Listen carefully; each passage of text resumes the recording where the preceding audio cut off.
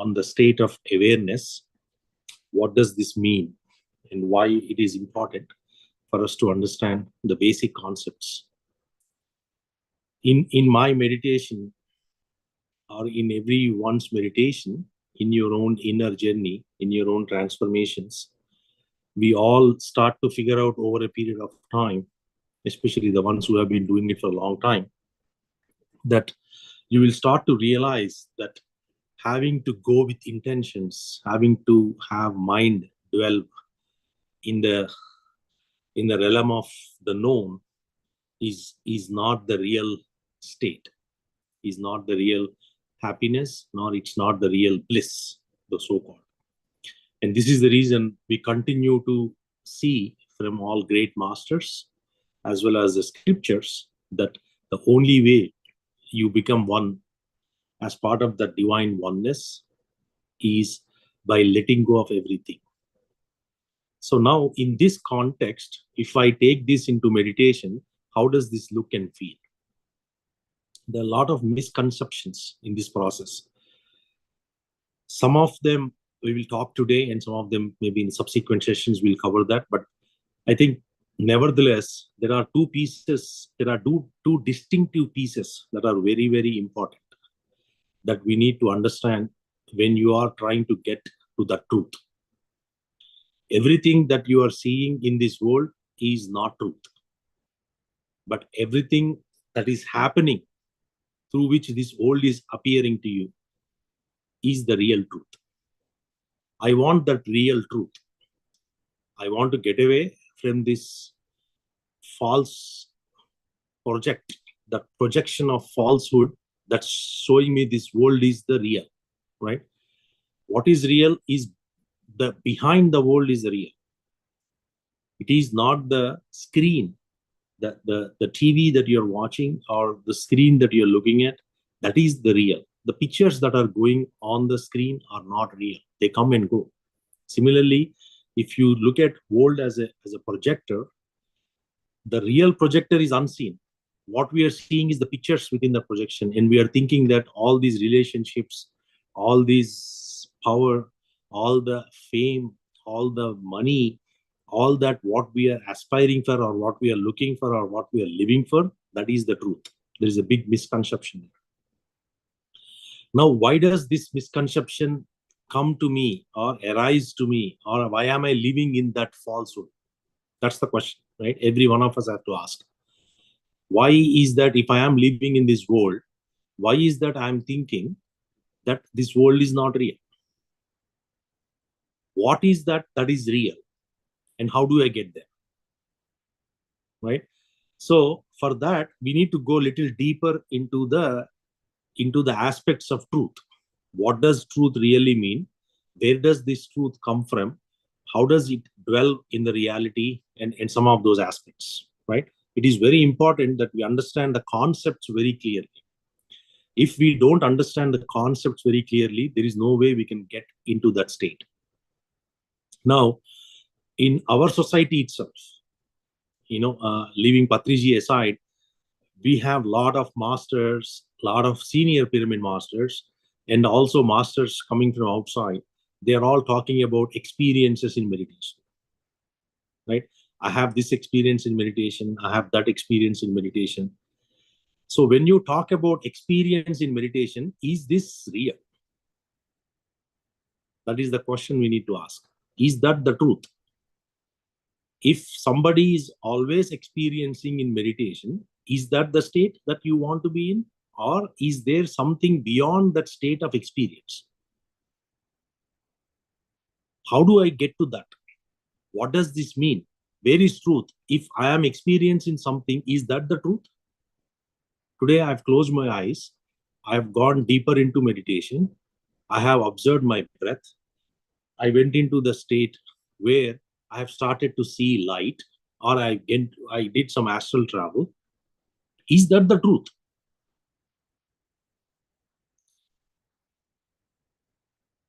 For me, it looks very real. For the person who actually experienced astral travel or third eye, it looks very real for them. The reason for that is, it is their experience. The I that is staying in there is actually experiencing that level of sensitivity, that level of communication is happening within his bodies, right? But then what is the truth? Is that the truth? Is that why I am sitting in meditation? That I have to do my astral travel, go to Mars, go to other worlds, or meet some astral masters in Himalayas, and then come back to my physical state?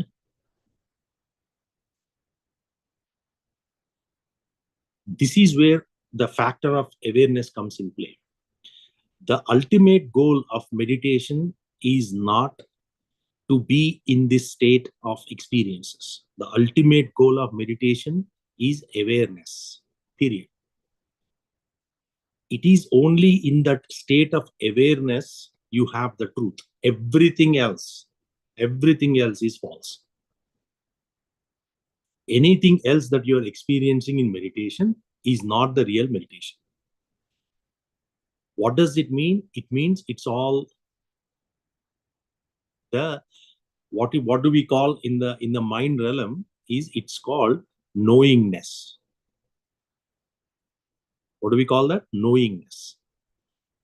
If I am looking at a flower, as an example, I look at a flower, I see that it is a flower. Means I am in that state of knowingness because my mind knows about that. I have learned about it in my childhood.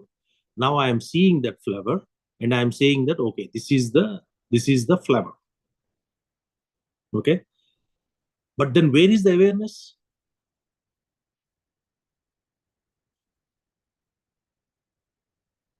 From where the source of that flower came in. From where that flower came in, that's the source, right? That is awareness. It is really, you have to pay very attention to understand this concept, right?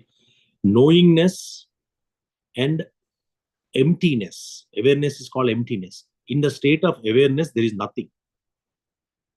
There is only shunya, nothing. Okay. So if you are in that state of nothing, everything came from that nothing. Purnamada, Purnamidam, Purnat, Purnamudachati. We all know about that. It is from that nothing, everything came. And from this everything, we go to that state of nothing. So where is the awareness and where is the knowingness? Awareness is the state where everything started. Even the flower that you are seeing came from that nothing, from that emptiness, that vastness, emptiness. But then who is the one that's identifying with it? I am the one who is identifying. I. Why? Because the object flower, what I am looking at, when I see it, I associate it saying that this is a flower. Then I become a subject. So it is a subject and an object thing. I am the subject who is looking at the object called flower and I'm identifying with it. What do we call this? This is called knowingness. It's a state of mind. Everything in this world, including your meditation experiences, are in that state of mind for most of it. Where does the ego fall? Ego falls under the state of mind. In this state of mind, whatever you are seeing, you are actually feeling, you are actually observing, but then you are associating the subject and object. But when you go back, you go beyond in your state, you go beyond for the flower on the back, right? Where did this come from? Where did you come from? If you go inquire about it, you will know very quickly that they both came from one source called emptiness. It is because of that emptiness, this entire world exists. And within that world, you exist. I exist. So this awareness is the ultimate goal of meditation. If I were to sit in meditation, what is that I need to be doing? I need to get to is awareness, not astral, not third eye, not levitation, not any siddhis. That is not truth. The only truth that you get to in meditation is to get to that awareness where everything is one. Right now, my subject and the object of flavor, I am seeing it differently. This is where it is very tricky, that we have to understand that the same can be applied to your thoughts. Right now, me and my thoughts are at the same thing. They are together. The reason for that is I have not distanced myself. I am thinking, these thoughts are happening to me. I am thinking, I am thinking, I am thinking. It's my thoughts, my thoughts, my thoughts. It is not actually your thoughts. Thoughts are coming from that awareness. Thoughts are going into that awareness. You are also in that awareness. They are coming, they are going. They are coming, they are going. Why am I associating with it? Because I have the relationship of subject and object. I came down from the awareness. I'm not in the true awareness. I came down. Now what I'm thinking that that subject and object, there is a difference. There is a duality. In fact, if you really look at it, awareness is only one. Awareness does not differentiate between subject and object. Awareness is all in one. It is called divine oneness. Because everything comes from that, everything goes into that. Every time when I start to look at it with my mind, I know, knowingness. In this world, you are running by the fact of knowingness. But what scriptures and the masters are telling us is, it is not the knowingness that you need to run, it is with the awareness you need to live. Only through awareness, you will be able to sustain and be in the truth. Because truth is only in the awareness, not in the knowingness. In the previous example, if I am seeing a flower, my mind is judging something by looking at the flower. What do? You look at the flower and you start to say, it's such a beautiful flower. And the color is so beautiful. The stem is so beautiful. The way the form is so beautiful. You start to associate and disassociate the characteristics of the object with the subject. And this is the reason why we are never in the truth. So what scriptures are saying is, ideally you got to go back to that awareness, the back of that subject and object. What is starting this? Now, up to the point, if I am associating myself, looking at it at a flower, and I'm saying that this flower is there, I am there, you are fine. But the moment you start to characterize it, then starts the drama of I. Because there is somebody inside you who is actually judging that flower, who is actually making, comments on the flower, who is actually saying this way it's good, that way it's good, this is wrong, this is right. It's making all those comments for you. Then starts your problem. That I is nothing but your ego. The moment that starts, you are no longer associated with the truth. So the reason why we all don't know, or don't, even though we are that awareness, we are the truth, we are living in the truth, but still I don't have it. The reason for that is, I've lost my identity with my awareness. I lost my identity for truth. It's called mistaken identity. You have mistaken your identity as mind rather than soul or self, for that matter. So when I am sitting in meditation, what should be my goal is to go back to that state. I have mistakenly identified myself as mind. Now, when I sit, I need to go to that state of self-awareness. Awareness is the ultimate reality. There is nothing beyond that awareness. Everything starts from that. Everything goes back into that. That's it, period. So my sole purpose, my whole purpose, my meditation, the ultimate goal of my meditation is to get to that awareness. It is only in that state of awareness you actually start to live. That's why Buddha says it very clearly that if you are not aware, you are doing all papas. You are doing sins, is what Buddha says. Because if you are not aware, you're gonna commit sins. There is no way in your mind, in your words, in your actions, you will be pure because you are not aware. Only in the state of awareness, you're gonna be doing the righteous living. That's what Buddha says. The reason why I lost that mistaken identity, why I became that mistaken identity is I am always in this realm of knowingness. Anything and everything that I look at it, I try to know about it. You don't look at it and say, yeah, okay, the state is there on its own. You don't accept that. You wanted to know about it. You wanted to learn about it. The moment you come down and then stoop to a point where you are associating the object to subject, the ego starts to grow up within us to a point where I know this, I have done this. That is the reason the scriptures are saying that no matter how much you have read, no matter how much you have tried to understand, how much you have listened, how much you have spent time to really go through the penance, you will not get to that ultimate reality.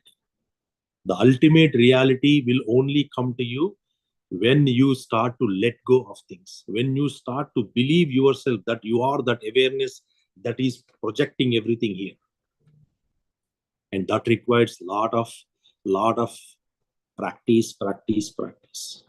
It is only through practice you get to that state of awareness. That emptiness is where everything is there, my dear friends. And our goal is to go to that emptiness. Time doesn't matter. State doesn't matter. Experiences just doesn't matter. If you are trying to experience something, if you are trying to feel something, if you are trying to get, so a lot of times we talk about, even to get to that experience, you have to put the sankalpa. Yes, but that sankalpa will take you to your own state. Right? Scriptures talk very, very closely and very, very, effectively. They talk about certain aspects of states, right, within meditation, samadhi, nirvikalpa, savikalpa, and then they take you into deeper state of being. The reason for that, why they talk about that, is in that state, there is nothing. Even you, there is no identity of you in that state. And that is where you need to be. And to add to that, even in that state of samadhi, as you are in that state of samadhi, as long as you are in that state of samadhi, you are with divine oneness. Yes, you are soul, you are self. You can call yourself, say, I am in truth and all that. But the moment you come out of it, your mind will start to come out again. It is only in that awareness, if you are able to practice that awareness, that is when you start to get it. And the fundamental to get to that awareness is that's why the ultimate goal of meditation, the result of meditation, is witnessing.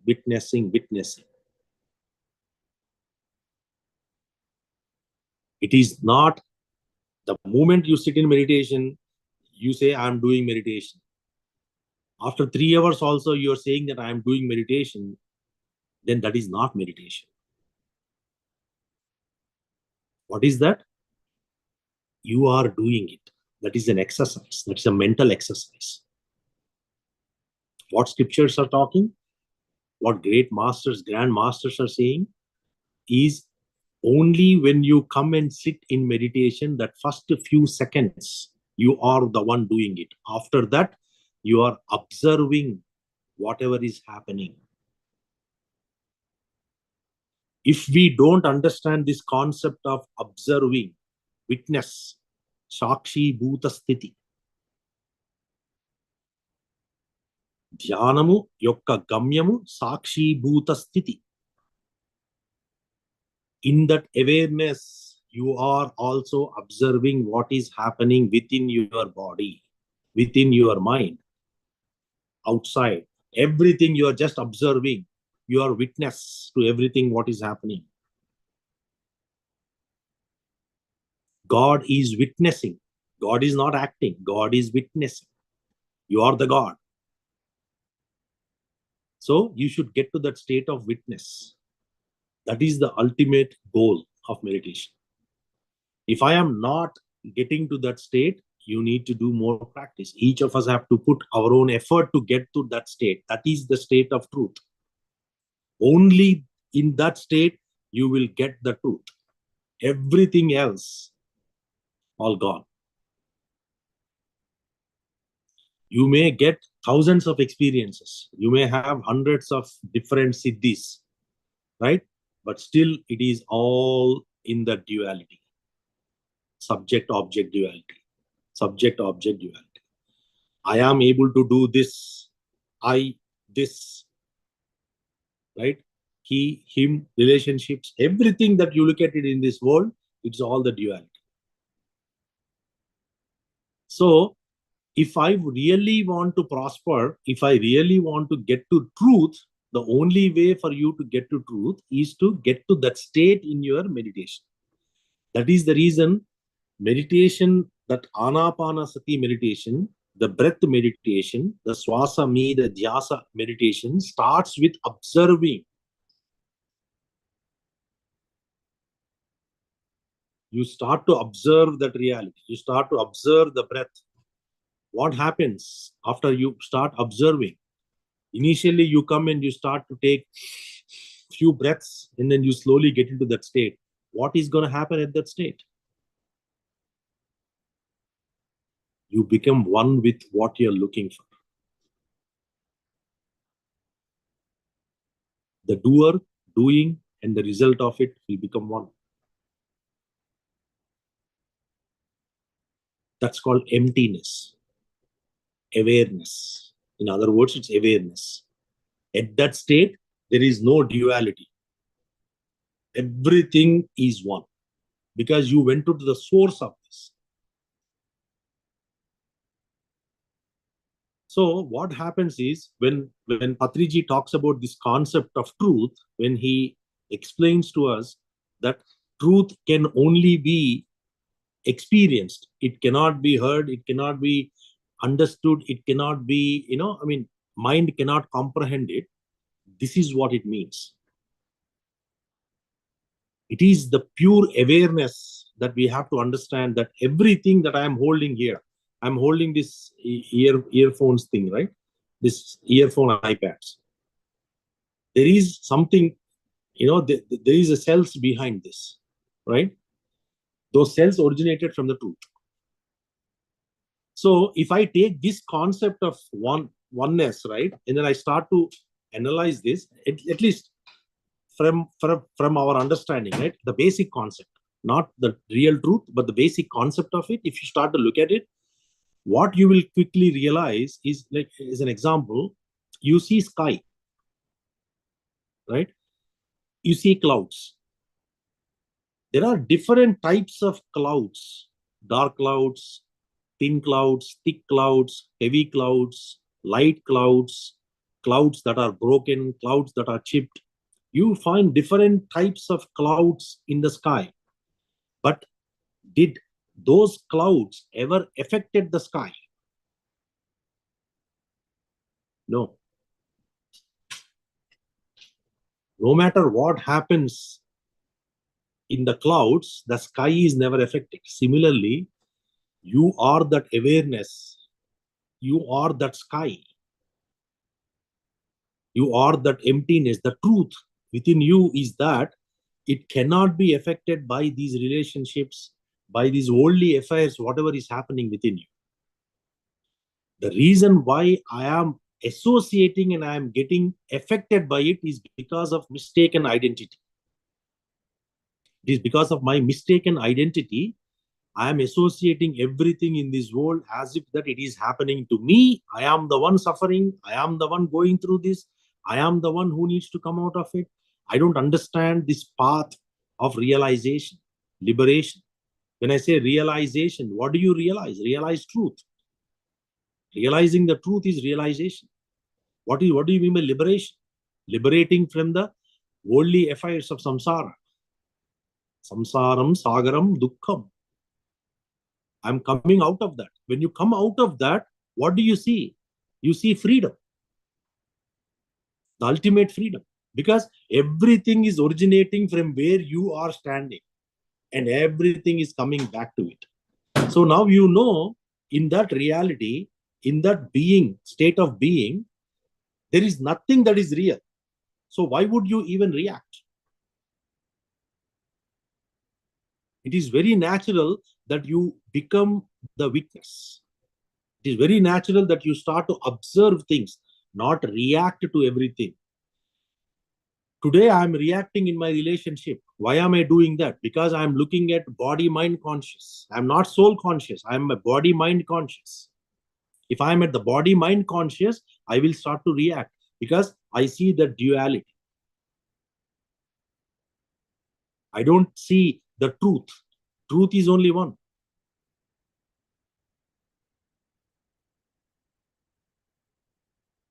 Eko devaha sarva bhuteshu gudaha sarva vyapi sarva bhutantaratma sarvadhyaksha sarva bhutadivasi sakshi cheta kevalo nirgunascha. Svetashwara Upanishad talks about this. Eko devaha. He may have hundreds of forms, but that Paramatman, Parama Atman, whatever we call, right? Parabrahman, that is only one, and that is you. That is you. Because that very thing, that what you are looking for is also in you. It is also there, but it is also in you. When I start to look at everything in this world, Nisargadatta Maharaj talks about this, right? When I start to look at this world as if there is nothing happening, it is all Sunya. It is all coming from Sunya. From nothing, it is all Sunya. From if I look at it, everything, I am everywhere, then it is all love. There are only two things there. Both Sunya, love, they are same, one and same. One is a top-down approach, other is a bottom-up approach. I see the world that everything is coming, everything is created from that emptiness, Sunya.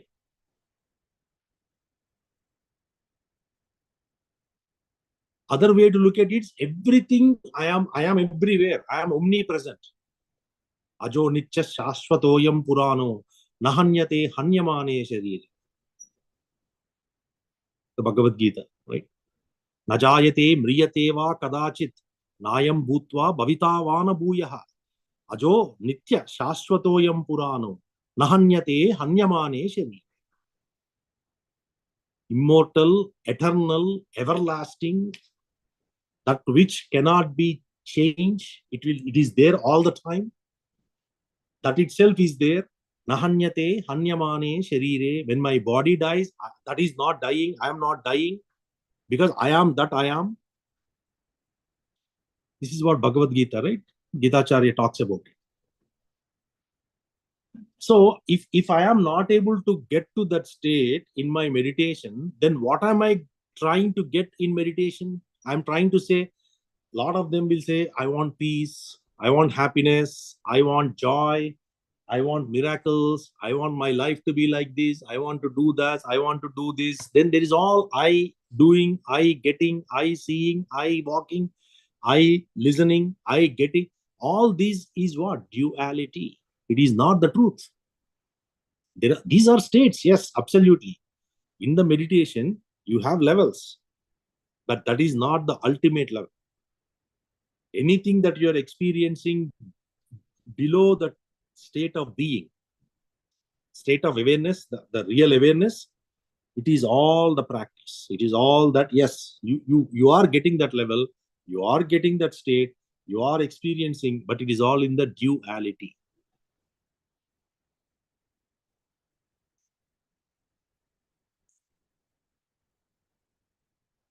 Advesta sarva bhutanam maitra karunamevacha nirmamo nirahankaro samadukka sukakshami. Culmination of everything is coming from there. So if I am not able to experience that state of being, then my meditation is not fruitful. I still have to do more meditation. We have to understand the science of meditation, why truth meditation or the right meditation is very important. Our in Pyramid Spiritual Society, even Patriji made this comment, right? When we have a lot of great masters who actually looked at it. For Patriji, even the Himalayan yogis said, he is the real yogi. The Tibetan lamas once came to Karnool and they said, Patriji is the real lama. A lama certifying Patriji as the lama at the time on Mother Earth. That is the state of our master. When he is talking truth at the highest level, it is my ignorance, it is my agnana and or avidya that I am not able to associate to that. I have to do more homework. We cannot bring him down. He's talking when Bhagavad Gita, Krishna talks about this Ajo Nitya Shashvatoyam Purano, Nahanyate Hanyamane Shirire. He's right at that point where this is the truth. If I am not associating the truth, it is my journey. I am at fault, not him. The all great masters told about this. Apo, Deepo, Baba, Buddha talks about it. Right? Know thyself, Jesus Christ talks about it.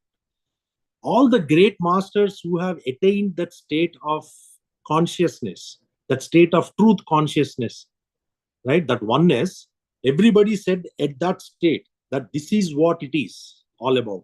If I am not able to associate it, it is the fault of me. It's not a fault of me. It's like I did not understand it well. I need to understand it better. So on the same way, if you are coming to meditation and you have to know what is the right meditation. There are hundreds of techniques out there. There are hundreds of techniques out there. There is lot of subject that is available. There is lot of content that is available for each of these. How do I know that which one is going to really give me that state? If I am in the state of awareness, then why do I look for peace? I am always in peace. I am the peace. There is no me looking for peace there. I am the peace. I am the joy. The Sat Chit Ananda Swarupaha.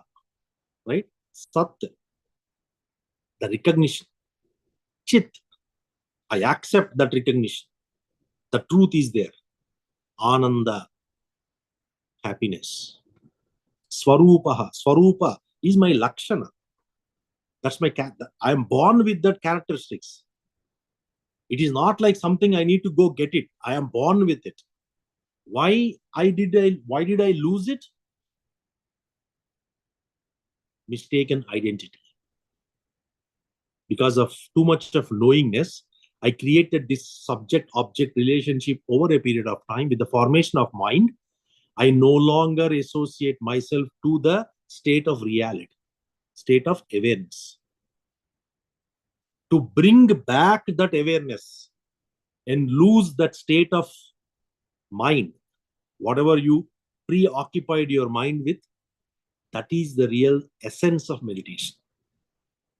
So if you are associating anything with meditation and your mind is always looking at things in meditation, then that is not the real meditation, because your mind has to empty. For you to get to that state of awareness, you have to go beyond the state of mind. You have to understand that is your state, that is your real state, not the mind associating itself to something like chanting, like a mantra, like a nama, like an idol, like a light, like guidance. All this is mind associating itself to the known things. No, it is all happening in the knowingness. So those meditations are not the real meditations. They are not associated to truth. They are meditations. Yes, absolutely, they are meditations. I am doing an astral travel, sitting in that. I am experiencing. Yes, you are experiencing it, but that is not truth. Because there is duality there. There is one experiencing, there is one experience. Subject object. The moment you got subject object, it becomes your spiritual ego. Not spiritual ego, it becomes your ego that starts to identify with the I. I experienced that. Whatever that may be. In that state, truth is not there. You're not in the truth. Why? When you have duality, fear comes from that. If I am alone, there is no fear. I am the only one in the entire universe. If you look at your room today, there are two states, right? Your room has got space, infinite empty space. And you have your stuff in the room. You have put your stuff in the room. Right? Imagine this emptiness is the awareness. Emptiness in the room is your awareness. You have tugged different things in that room by putting a sofa, by putting a bed, by putting your wall frames, whatever you have, like tables, chairs, everything you are bringing in. Those are all the moving things. Those are all impermanent things. But the space in that room is permanent. Similarly, in this world, there is something, this entire world is running on that emptiness. That emptiness is where everything is there, and you have associated yourself with different objects. And that is the reason we are confused. That is the reason it's called mistaken identity. Until I don't lose, or until I realize that I have identified myself to the wrong subject object, or I have to associate myself to awareness, you will continue to have this drama of samsara. You cannot get out of the samsara. Because you are associating every time there is something, it's like an ocean and the waves. It's like every time you are looking in your life, something is happening, it is like a wave. The wave comes and wave goes into the ocean, but wave thinks it's permanent. Similarly, in your life, in our lives, things happen. They come, they go. They start, they end. They begin, they go back. We are not able to realize that every time the wave comes up, it starts to realize that I am permanent.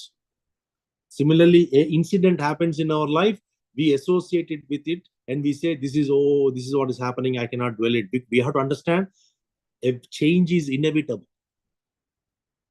Because this is false, the wave is false. What is the real? Ocean. Similarly, in our life, the reality is that awareness, that emptiness, that awareness is the reality. There are three things, right? The physical body, the words that you say, and the thoughts that you get, thinking. Mind, mental, your, emotional state where you're talking and doing things, and then the physical aspects of it, right? All these three. Today, I am disassociated myself from the awareness. Because of that, I am thinking. Always I am thinking. I am talking. I am doing. So, if in the knowingness state, I am doing all these three things. In the emptiness or in the awareness, am I able to do that? Absolutely yes. What does it mean? It means in that state, you will only talk the truth. You will only think about the truth. You will only do things that are in the realm of truth. Because I lost my identity in my state of awareness, I am connected to the mind through which my senses are starting to act. And that is my life. Today, I think that is my life. So it is very, very important that we start to bring the attention towards that reality that is running this entire drama, that is running this entire world. That's why it is important to understand and spend more time to realize the truth. It is only if I am associating myself to the truth, then there is no death for me.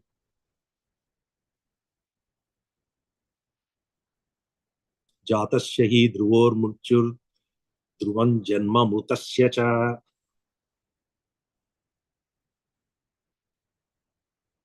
Why? Everyone who is associating with this false reality have to go. Those who go have to come back until the point you realize the truth.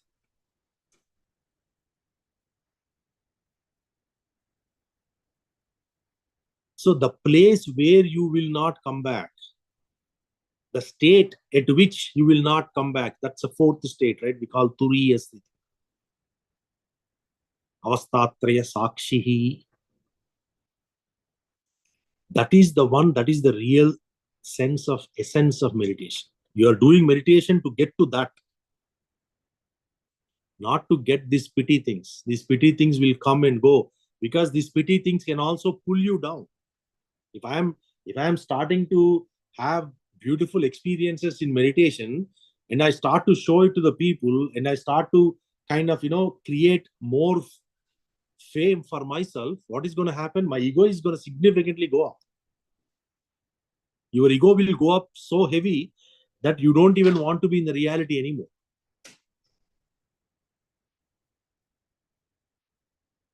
This is the reason, if you are reading way too much,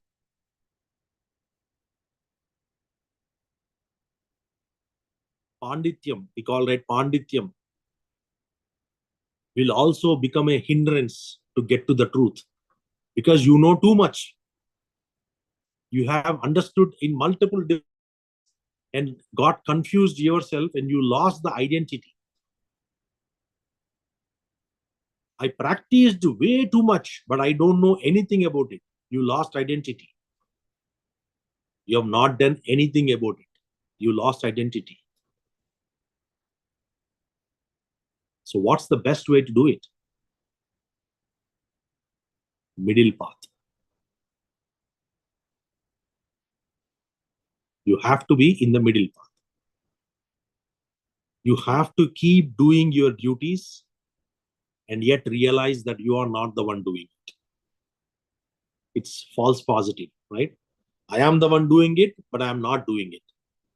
I am everything, but I am nothing. I came from nothing and I go back to that nothing. I am everything. There's nothing else to be done. I am everything. So this truth, this subtle truth, is where the reality is all about. And this is the reason why you sit in meditation. Right meditation. Anapana Sati. Patanjali's Yoga Sutras talk about this. Sri Krishna in Bhagavad Gita talks about this. Any real enlightened master talks about this truth alone. Ramana Maharshi talks about it. Nisargadatta Maharaj talks about it. Enlightened masters talk about it. Chandrasekhara Paramacharya talks about it. You pick and choose people who are in that state. They talk about this truth.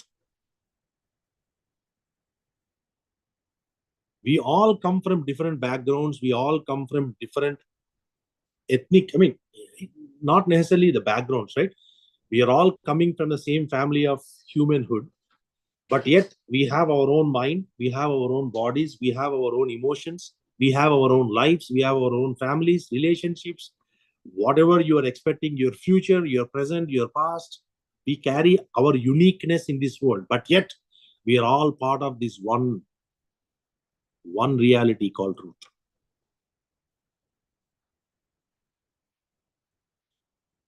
If I do not realize this in my meditation, then that is not the real thing. You have to understand better about meditation. You have to know what is the purpose of meditation. Purpose of meditation is not to get experiences.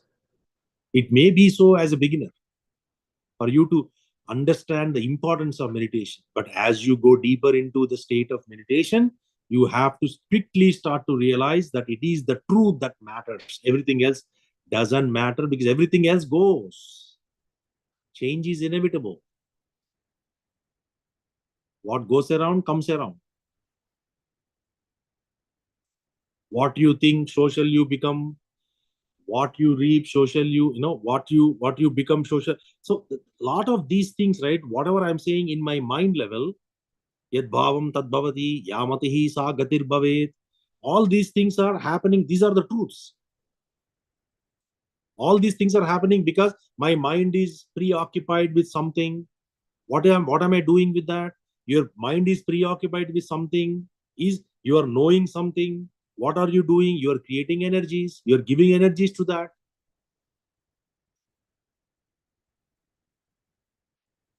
How do I get that knowledge?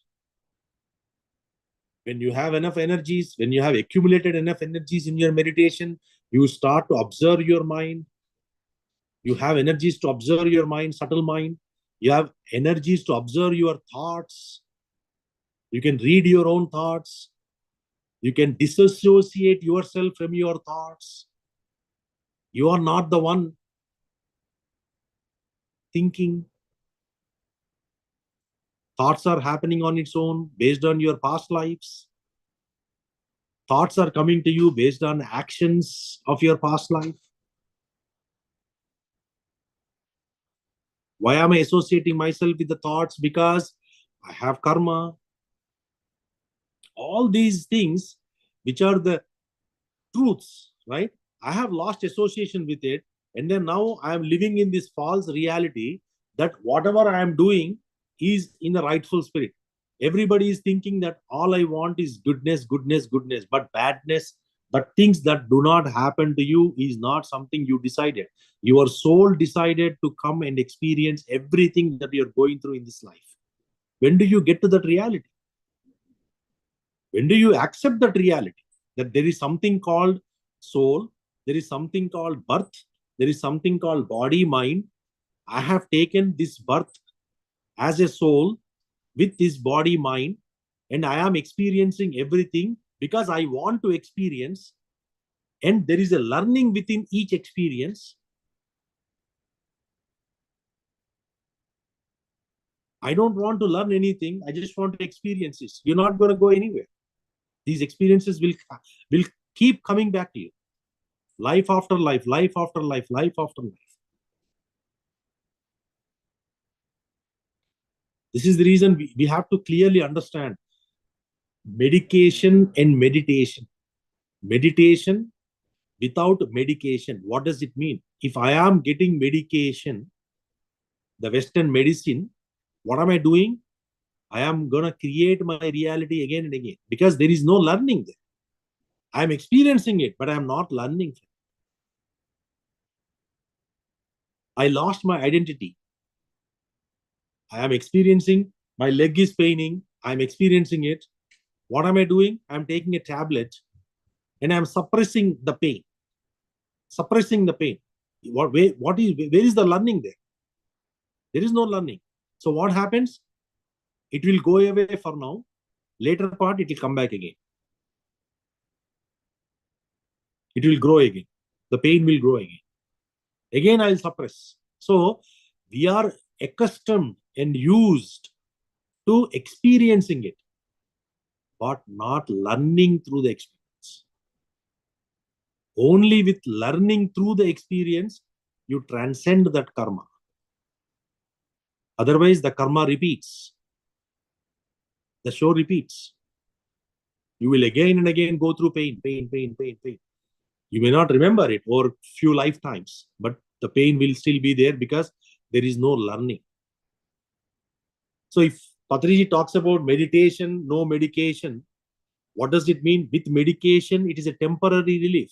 With meditation, it's a permanent cure. Why? Through meditation, you are learning through that experience. How you are learning through that experience? By becoming aware that this pain, whatever I'm getting now, is because of my past deeds. That's learning. We are accepting the truth that it is because of me. I have done something, whatever it may be.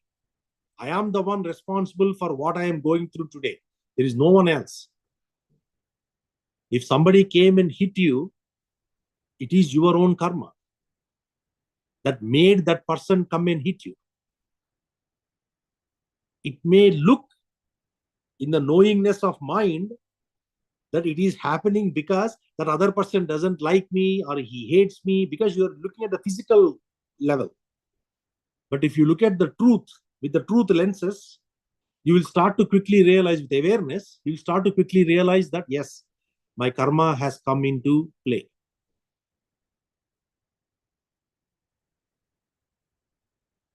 Dinanagni karma daddana. That's it.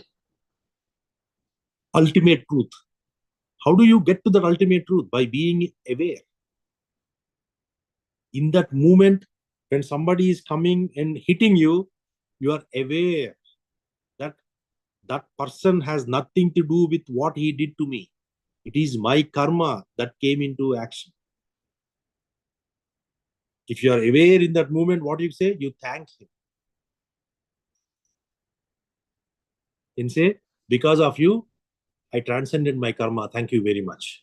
And I understand that because of whatever I did in my past, this has come to me. And hence, I accept it and I want to learn and I want to grow from it. The moment you start to think in that way, you will transcend that karma. You go to the next level. In general, what you do, you don't do that. What we do? With the mind, we start to fight back. Mistaken identity.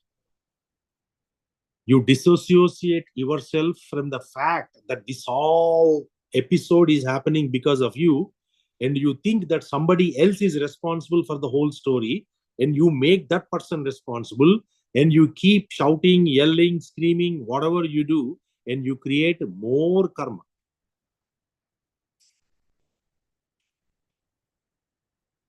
Why I should be in the truth? Because of this reason. Instead of me coming to this world to transcend my karma, to go through my karma and learn from it, to go to the next level, I come to this world, I keep incurring more and more karma, more and more karma without knowing, because I am in the state of my mind. I am stuck in the state of mind. I'm never aware. Pratikshanam Satya Darshanam.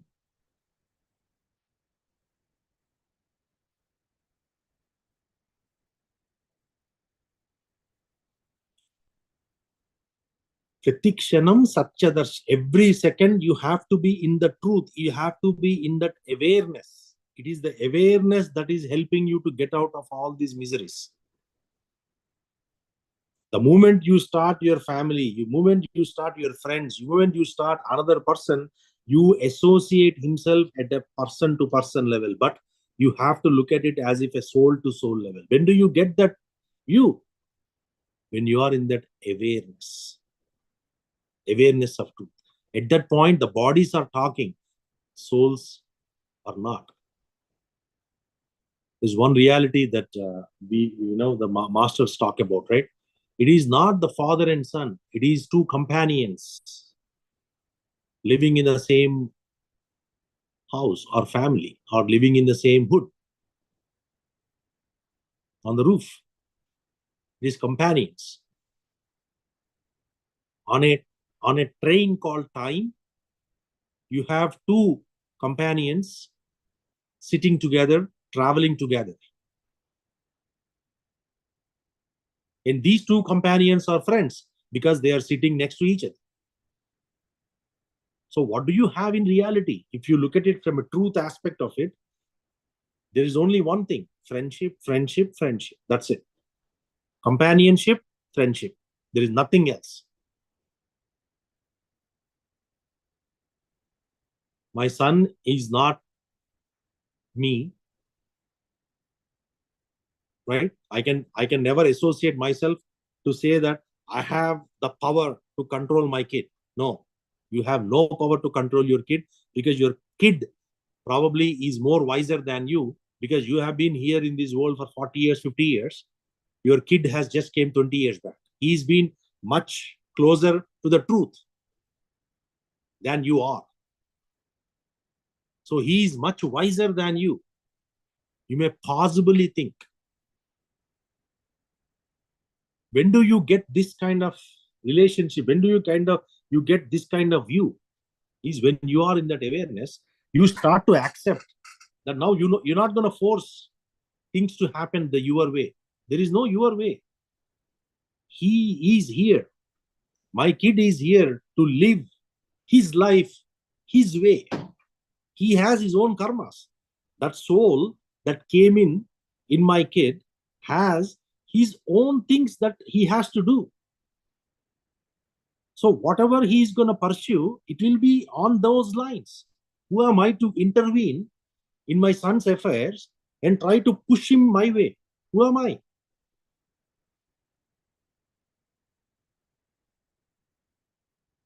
Because of the mistaken identity, what happens is we think that I own my son, I own my kid.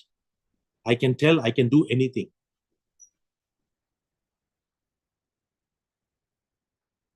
So everything that you start to associate yourself in this life, if you start to take a step back, you become aware, you start to witness, you will see that there is only peace, there is only joy, there is only happiness.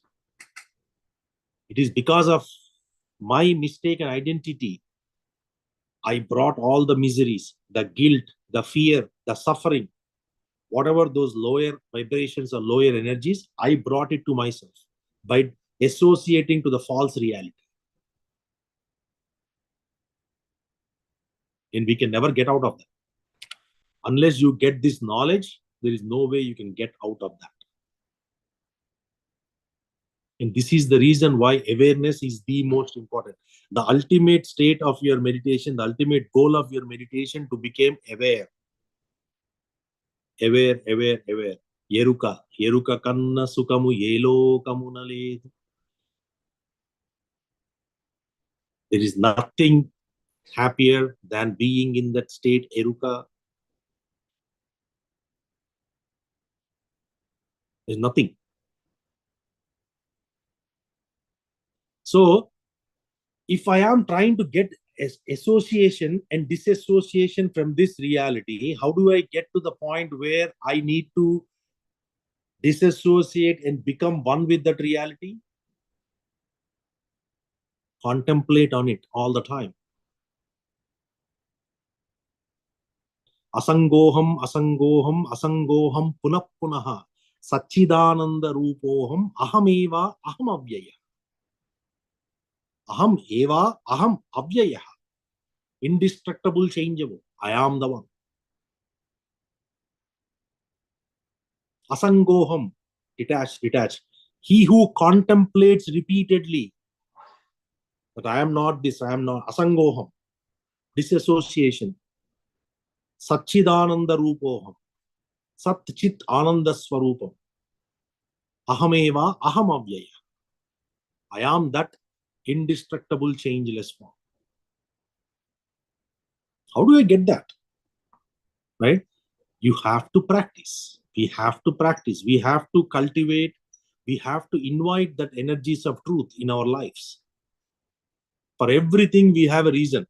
I don't have time to know truth. I am very busy with my life. Even at 70, 40 years, we are busy. 50 years, we are busy. 20 years, don't even talk to me because I'm studying. I'm not yet settled in my life. At 60, you say that, okay, now I'm retiring. Let me enjoy. I have been like, driving and doing my duty for 50 years. I'm tired of working. I need to rest now for 10 years, as if you're going to live forever. At 70, you say that I'm getting a little older. I don't want to do much. I just want to peace. At 80, you start to look at the world differently. At 90, you say that old is all Maya. Because the ego is, all you have is ego. Everything else is gone. There is never a time. So the sooner we understand and we bring those energies in our life, the faster the transformation will be. This is the reason, if you are not meditating, if you are not bringing meditation into your lives, this reality is a far, far away for every one of us. If you are not bringing meditation in our lives, if we are not doing meditation, you are only incurring more and more karma. You are increasing your lifespan, you are increasing your lifetimes by adding more karma. There is no way your karma is going to go away. Without awareness, whatever actions, whatever thinking, whatever talking you are doing, you're not doing in that reality. When you're not doing in the truth reality, you are going to make mistakes. You're going to create yourself more karma. That's the truth. That's the reality.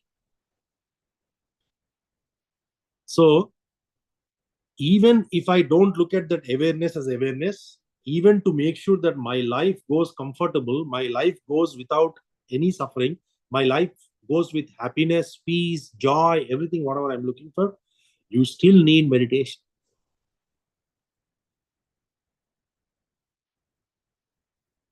So it is a choice that you have to make. Each of us have to make in our lives, whether I'm going to get those energies that will help me to stay in that reality, or I'm going to continue to dwell in the society the way it is and incur more and more and more and more karma. Choice is ours. Every one of us have choice.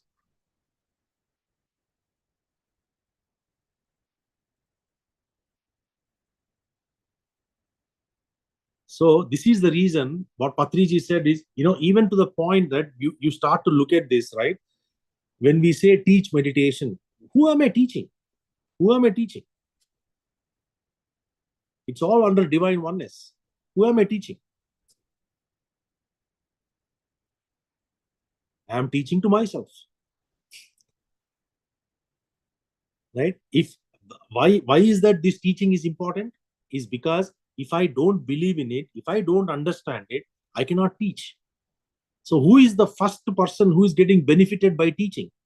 The person who is teaching. The teacher himself is getting benefited because he is the one digesting it. He is the one looking at it, different views of it. He is the one who is understanding the inner meaning of it from different, viewpoints. And then he's coming out and he's talking to you as if though, who is the one who should be thanked? You should be thanking me, or I should be thanking you? I should be thanking you, not the other way around. And in the reality, it's all one. I am telling myself, I am teaching myself, I am learning myself. So what is going to happen? Universe is going to return all that back to me.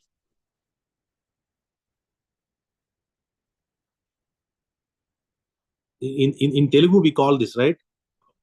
ఏ గూటి పక్షులు ఆ గూటికే చేరుతాయి. ఏ గూటి పక్షులు ఆ గూటికే. The like-minded birds go to the like-minded place, or whatever you call it. They go to the same place. Like-minded birds go to the same place. They go to the same place all the time. Like-minded birds. Similarly, we are all like-minded souls. We are all like-minded people who are here to know the truth. So where do you get, what is the reality? The reality is truth. Truth will come to you if you are associated with the truth. As long as you are associated with the truth, truth will come to you, because all like-minded. In that same tone, If we are like-minded with meditators, we are like-minded to know the truth. The ultimate goal for us is to get to the truth. We will become the truth.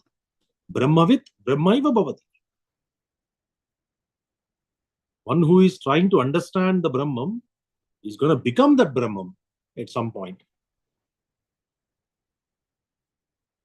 The only thing I need to give priority in my life is importance to the truth. I have to embrace the truth. I have to bring the truth into my life. That I have to do. That is a choice. Each of us have a choice.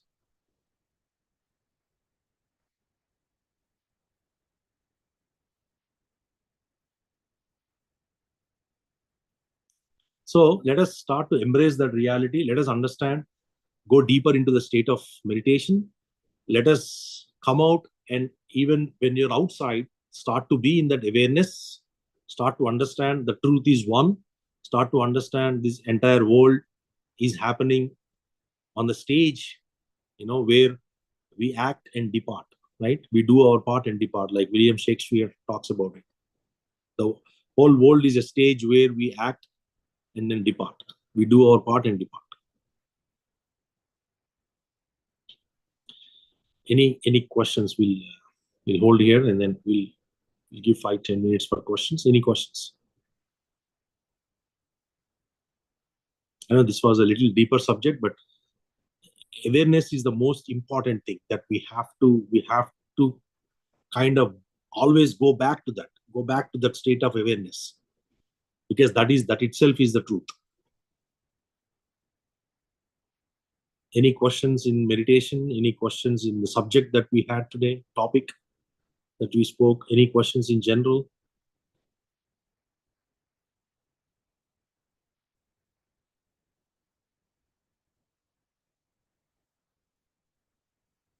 So this is my first class, Anilji. Thank you Yes, for. ma'am. So awareness is, I understood that awareness is nothing but the reality, the truth, that everything is one and everything came out of nothing and it goes back to nothing. That with that awareness we have to meditate. That's what you meant, right? Yes. Okay. When you are meditating, don't use your mind to ask for intentions, right? Yes. If you are setting yourself intentions, then you are in the state of mind, right? Not in the state of the true reality. Yeah. Got it. Thank you.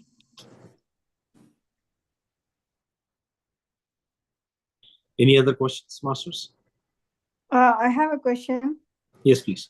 Why the mind, when we are meditating, why there is so much thoughts? Is it because of our karma? Yeah, thoughts come from your vasanas. Vasanas comes from your samskaras. Samskaras are happening because of your past lives. So we just have to deal with it, even though if I could You don't say, deal with it. You live it. you just become an observer, and then you leave it. You don't mess with it. Let them come, let them go. You're not your thought. Thoughts are coming to you, means they are. See, if you are getting a thought now, that thought was not there before, right? So it came from somewhere. If you leave it alone, it will go to that somewhere. Wherever it came from, it will go back if you just let it go. What we do is we are used to, or we are accustomed to pull that thought and then start adding your own thinking. That's what thinking is, right? A thought comes and a thought goes, you have nothing to do with it. When a thought comes and you associate with that thought, then your thinking starts. That's when churning of karma starts. The moment you think about that thought, you are in that thought, you are creating a new reality. You are creating now karma by thinking. So let the thoughts come and go. how do we do have that? to be aware. You have to be aware.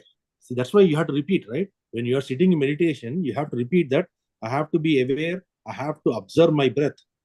That's why we say, when you are getting into thoughts, when you realize that you are in the thought, you cut it and come back to breath. As long as you are with your breath, thoughts won't disturb you.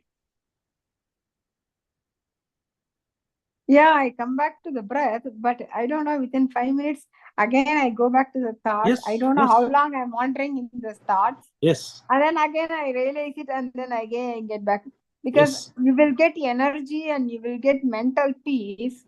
Only for sometimes the thoughts stop when you are meditating. If you are if the thoughts kept coming and you are not like refreshed, the intuition will not happen, the clarity will not happen if you are being like bombarded by thoughts. Correct. See, that's the reason it's practice. It is the continuous practice. Consistency is key to success. You have to consistently do every day, practice meditation every day, start to become more observer than observing and trying to get something out of it, right? You have to witness, witness, witness. Start practicing that witness state. The more you do meditation, those attributes, whatever the perimeters that you have created in your meditation, even if you're like doing 4 hours meditation, let's suppose every day 4 hours meditation, in that 4 hours, whatever you're practicing, after you're coming out, that will continue for another 4 or 5 hours. Half of your day, you're already in that state of witnessing. In another 6 hours, 8 hours, you're sleeping. So 20 out of 24 hours, 16, 17 hours, you are witnessing. The rest of the time is only when you're not aware. So that is why it is a practice.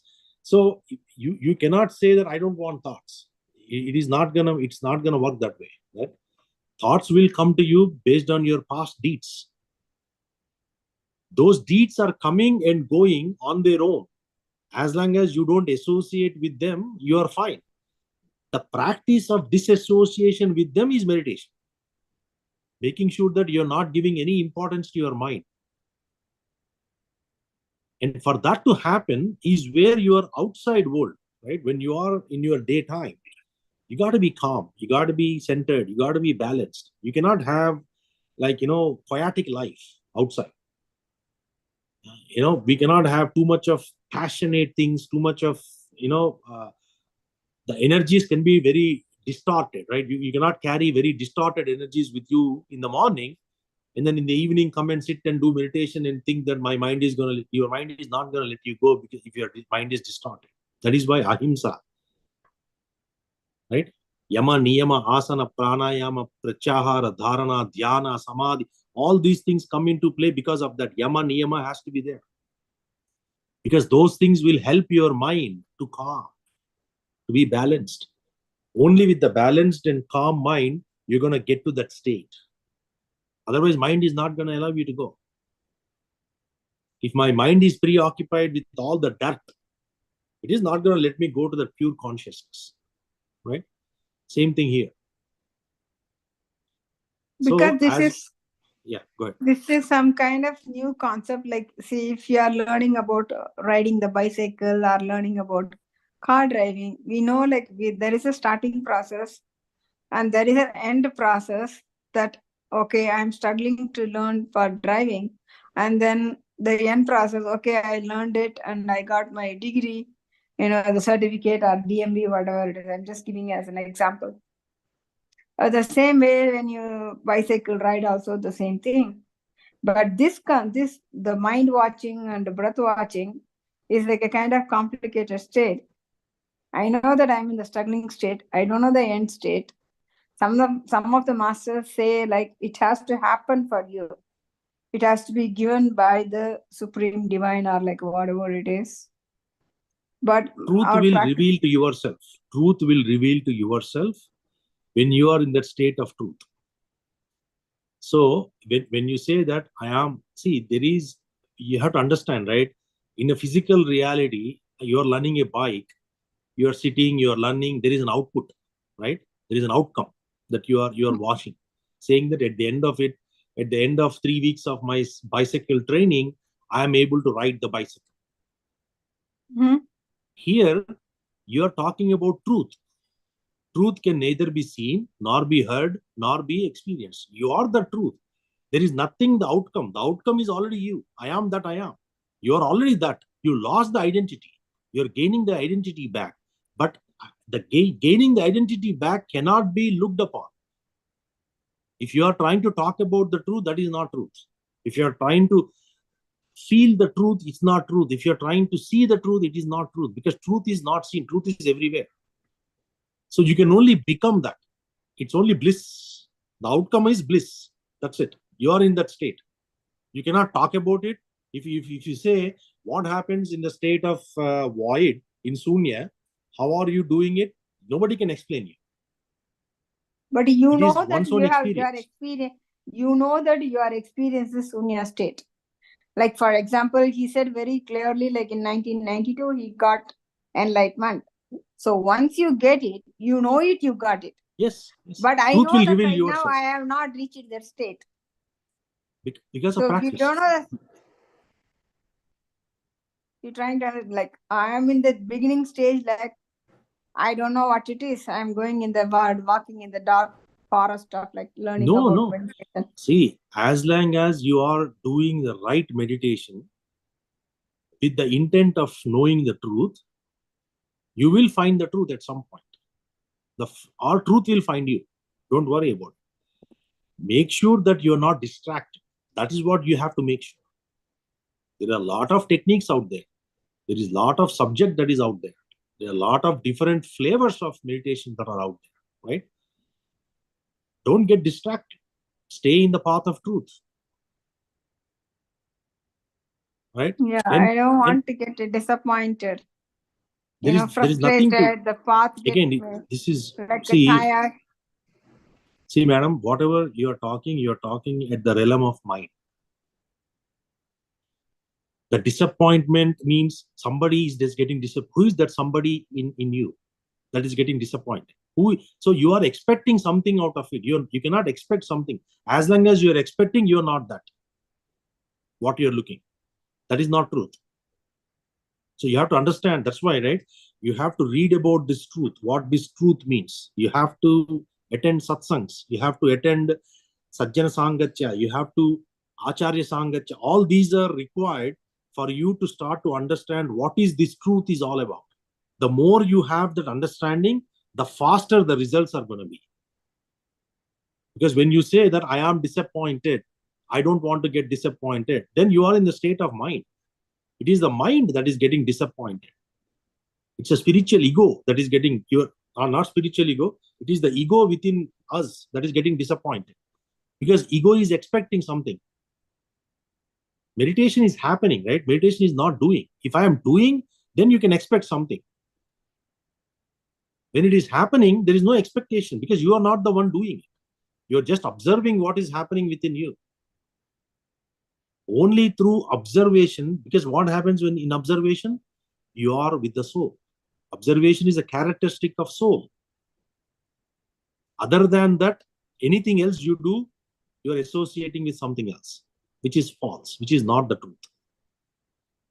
So when we talk about the subject of truth, this is the highest level. There is nothing beyond that. Anything and everything will end here. So if you are trying to get to this end state, right? I'm actually quoting here, right? For you to get to that end state, it is only your experience. You will become that because you are already that. It is not like I am in the step 1, step 2, step 3, step 4. There is nothing like that. You have lost the identity of this and you are stuck here, somewhere in the bottom. Because you allowed the mind to dwell in its own reality. So the reality of mind is acting on you, at which point the awareness is gone. This is sitting here. So what you're trying to do is you are trying to associate everything that mind has preoccupied you and slowly start to come to this awareness. So there is nothing losing, gaining, there is nothing, because you are already this. It is like the cloud is clouding the sky. Sky is always there. Yes, that is because a of the suffering. cloud, you're not able to see. That is a suffering. Exact. Suffering is mind. Body mind is suffering. You're in the body mind consciousness, there is suffering. Anilji, one question, please. Yes, please. See the difference between observing and awareness, right? So the ultimate goal of meditation is awareness, which is a truth, and it is not observing, or both difference between observing and awareness, or both together is the goal of meditation, or one comes after the other? Little bit. No. See, observing and awareness, they both are same, madam. See, what happens in that awareness is you just observe. That's it. The Okay. outcome of that awareness is observed. Okay. Because observing means what? Whatever is happening, let it happen. You're sitting and watching a movie, right? Right. Exactly. You're not gonna react to every scene, right? You don't, because Yes. you know that that's not real. Similarly, whatever is happening in your life, you're not associated with it. You're just observing. Okay, let it happen. Yeah. With the understanding, with the greater understanding of the truth behind it. Because you understood the truth very well. Now you're able to stand in the truth. Okay. That is the ultimate reality, right? I mean, that is the goal of everything what we are doing. So we are just observing the truth. That is meditation. Observing, that's it. Thank you have to, that is why it starts with observing. Oh yeah, got it. Yeah. Thank you. And the reason why you only chose breath is even breath will dissolve in this process. The object that you chose cannot stay for long. If the object continues to stay, then there is a duality. There is no observing. I am watching the TV forever means at some point my mind is going to start to react. I got to become one with the TV. I should start to see that there is no difference between me and the TV. That cannot happen in the face of it. I got to go back. And that going back is what you're doing in meditation, where you are disassociating with the object and then associating to the reality that created that object or that subject as you. That is the goal of meditation. That is the real goal of meditation. So it looks like something wonderful is shown at the stage of truth, and we just stare at it. Absolutely. This is the reason you have to practice to get to that no thought state. That is the reason it is consistency is very key. Doing for longer times is very key. Living your life, a pious life, is also a very key thing. You have to have dharmic life. You have to have ahimsa. You have to have, all those yama, niyama, all those things you have to bring it to make sure that mind is not distracted. If we are doing anything wrong in our lives, what happens is your mind is distracted. A distracted mind cannot learn the truth, cannot become the truth, or it will not allow us to go beyond the truth, beyond the state of mind. Because if mind continues to get occupied on something that I have done outside, when I sit in meditation, it will only think about that. It's not going to let me go beyond that. If mind is calm, mind is centered, mind is balanced, what happens? It will immediately let you go into that state. So meditation alone cannot give you the state of truth. Meditation, so dhyana, you have to have the practice. Sadhana is very important. Sajjana Sangatyam is important, where your understanding, the ignorance is gone. Ignorance. You cannot be ignorant in meditation. You have to know what is happening to you. That comes from Sajjana Sangatyam. You wanted a contented, peaceful life to come to you. That comes with sadhana. What is this? What do you call that? Swadhyayana. Sorry, Swadhyayana. When you are reading master's books, when you are reading Bhagavad Gita, when you are reading Upanishads, when you are reading all the great masters who have given like Okayogi, Atmakada, and all of that, what is happening is you are creating peaceful life for yourself. You are understanding the greater science of reality. What is spirituality? What is your purpose? What is the goal of your life? Where you came from? Where you need to go? How do you need to look to your life?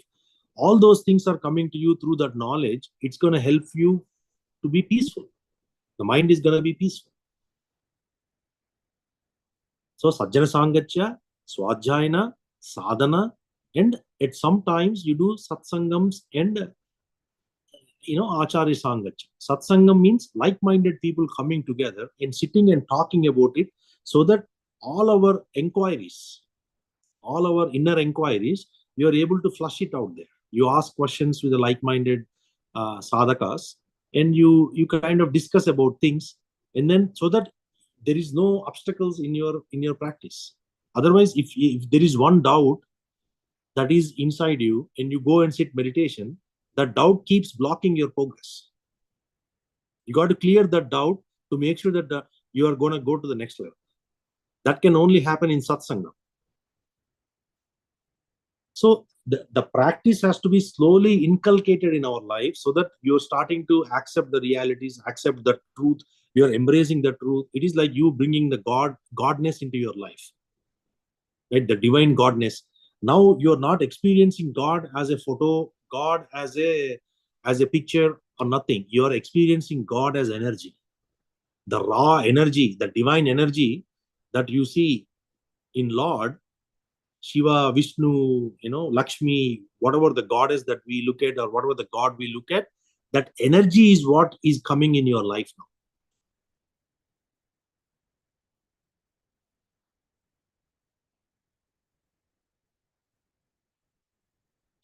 Good questions. Any other questions?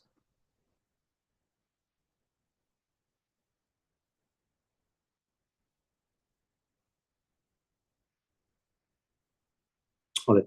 Well, masters, if not, then let's do meditation for a half hour, and then so again, right? Don't sankalpa rahita dhyanam. Sankalpa rahita dhyanam. Sankalpa sthita dhyanam is different. Sankalpa sthita means I want health, I want healing, I want something in my life, I have an intention, I want a beautiful car, I want a home. All that is sankalpa, where you are asking things to happen for yourself. That is not the true nature of meditation. True nature of meditation is getting to the truth. Let's sit comfortably, close our eyes, bring our attention to our breath. The breath that can give us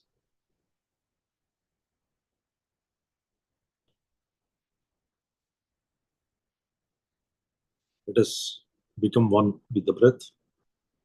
Start to bring our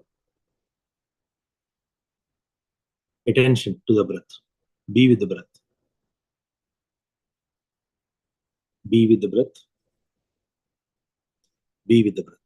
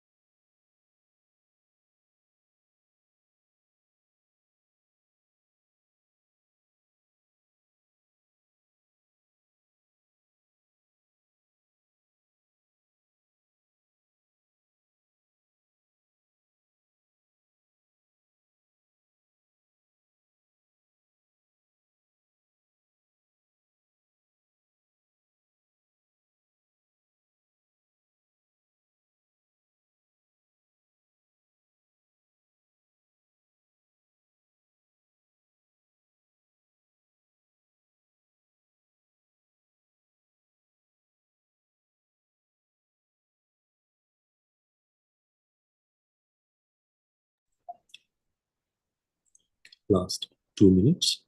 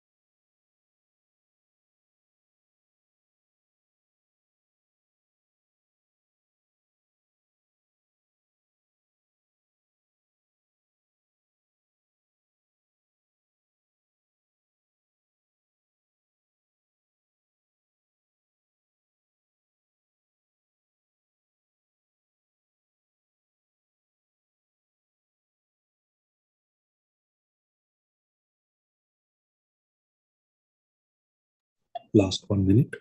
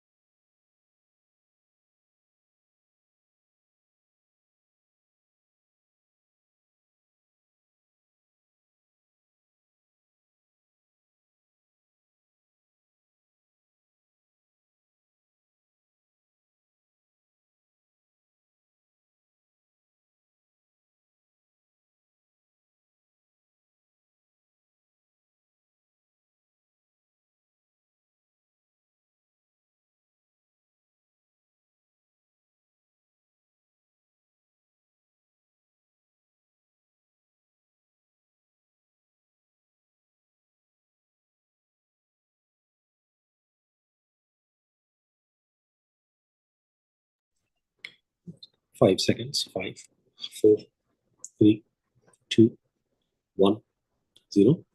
Please slowly take your hands and pull down your eyes. And gently, whenever you're ready, slowly open your eyes and look at your palms. Thank you. Thank you. Thank you. Thank you, Masters. Thank you for the wonderful opportunity. Thank you. Thank you. Thank you. At this time, anyone would like to share experience or any questions? Any final thoughts about today's session? Or anything you want to share? Your experience?